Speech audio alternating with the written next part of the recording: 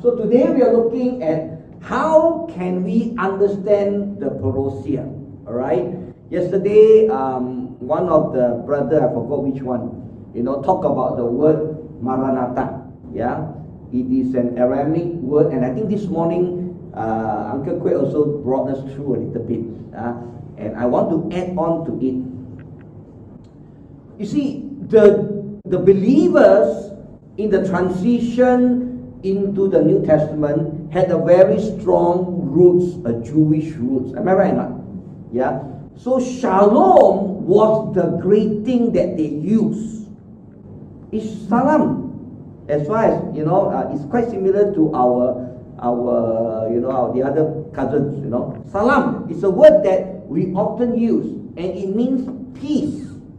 Yeah. But the early church, from almost its onset, went through persecution, terrible persecution. Yeah. We read a little bit of that, of how Paul get that authorization letter, and he was actually going everywhere, dragging people out of the houses. How do they torture the Christians? 2 or 3 ways. They let them feed them to wild animals. They drag them on the cobble roads of Rome, on the chariots, often on their back, and then as their bed run on the floor, their flesh are torn out, and as they get tired, they cannot lift up their head anymore, so the head will hit the ground, and then the brains will come out. That's how they torture the Christian. And then Nero wrapped the Christian with tar, tied them up on sticks, and burned them like night lights. So how to greet the word shalom? Cannot really, because the word peace, it doesn't reconcile with the scenario. So as what I learned is that the word shalom was gradually replaced with the word Maranatha. So the Christian Jews from that heritage, they use the word shalom, but somehow along the way they cannot use it because it doesn't match.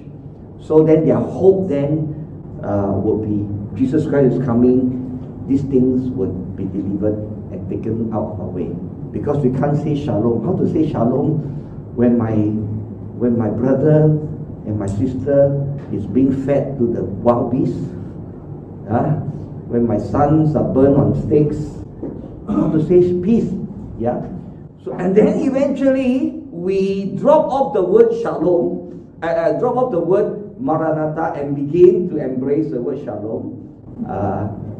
And particularly in our Malaysian context, the SIB churches, the BM or RC church use the word shalom a lot. And really, as Brother Kwek was sharing this morning, and as I continue to reflect, there's very, very big danger there of using the word shalom. Why? Because one of the scriptures say there will come a time when people will say peace, safety, peace, safety, shalom, and then suddenly destruction will come. It's very dangerous. Very dangerous. And if we can, BANDAR PUCHONG, revert back to Maranatha. Yes. Of course, it's just a word, which we can mumbo jumbo and don't even know what it means. Yeah. But it can be a word that reminds us the true meaning. So, yeah. And then the other word is Parousia. Okay? I just add on this slide this morning. Parousia is a Greek word. Yeah? Just now, Maranatha is an Aramaic word. So Parousia, this one should be Parousia. Parousia is a Greek word, and it means a coming or the arrival. Yeah? So it need not necessarily be referred to Jesus Christ. Yeah? This is a general Greek word, which is a noun. Yeah? So we can say, announcing the arrival or the Parousia of the young Dipertuan Agong. You can use it like that one. But in the context of biblical understanding and Christianity, Parousia is used almost exclusively referring to Jesus Christ coming again or his second arrival. And often in the context of at the end of a 7-year tribulation.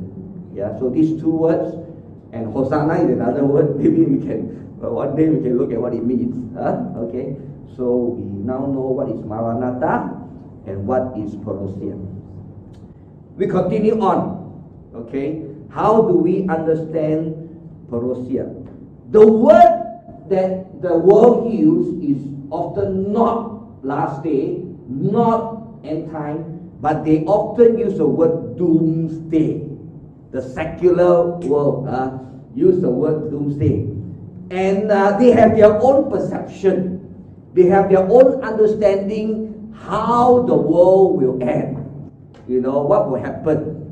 For example, some of them believe, I like the Terminator series. Okay. So, how many of you have watched at least one of the Terminator movie? Put up a hand. Okay. Older folks have watched when you were younger. When you were younger. The younger people never watch. Okay. So maybe you should watch the Terminator series. The Terminator series generally says that we are making better and better machine, mechanical thing, electronical thing, and one day in the future, this machine will take over the world. General idea, general idea. Okay, So is that how the world will end? Okay. I remember years ago when we were talking about the beast and the mark of the beast. Years ago, and some people think that the beast is actually a supercomputer. You remember those days? When we were young, that means I was probably like 30-ish, late 20, early 30, mid 30. They thought that the beast is going to be a supercomputer. And in fact, round about that time, they actually developed a supercomputer and they named it the beast. So all of us scared, the beast is here, the beast is here, the beast is here. And those days we thought the mark of the beast is the barcode. How things change, So those people who advocated the mark of the beast as the barcode, they regret because they jumped the gun. So now people say, mark of the beast is whatever.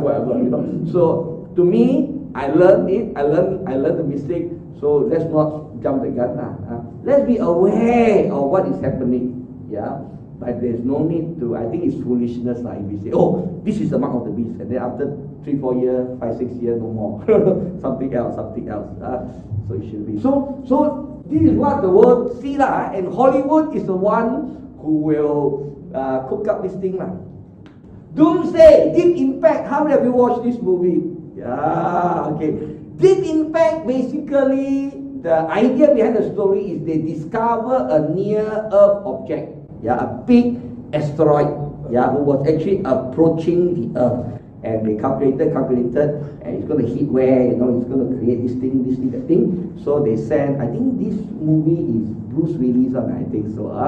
They send him, on a special rocket, go there, land on the asteroid, go and plant a bomb inside, so explode the whole asteroid so that it becomes small pieces.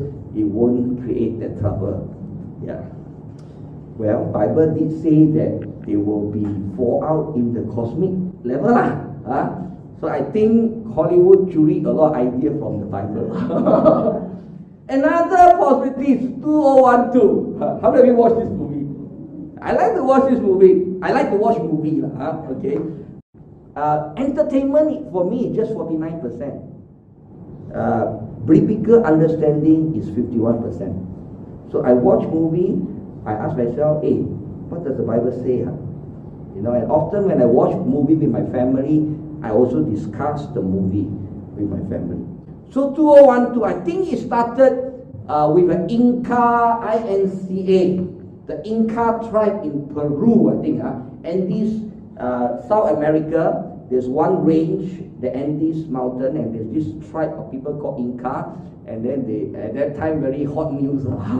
Once in a while, different hot news. So they predict 2012 something will happen, and then it's supposed to be a big flood. So, and then what they did was they actually, the government, I think, the government knew this thing was happening, so they built like 5 or 6 or 7 special vessels called Ark, the Ark. Literally the idea from the Bible.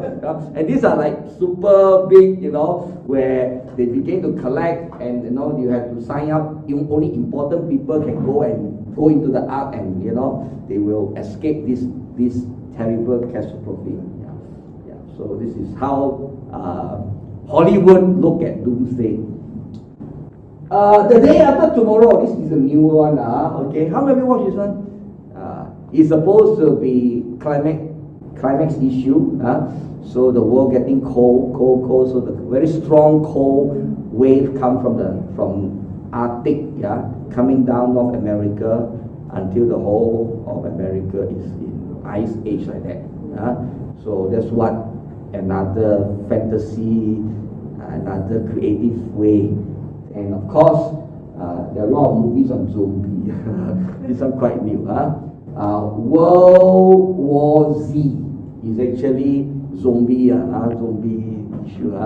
So zombie news, zombie movie usually like that, some kind of virus happening, and then people who kena sick, eventually they become zombies. They will want to eat people, or bite people, or suck people's blood. Even Korea also got trained to Busan or something like that. So the world look at the world don't use the phrase last day or end times. So the world generally use the word doomsday, and they have their own idea. And yesterday we talked about doomsday clock. But all these are money making things.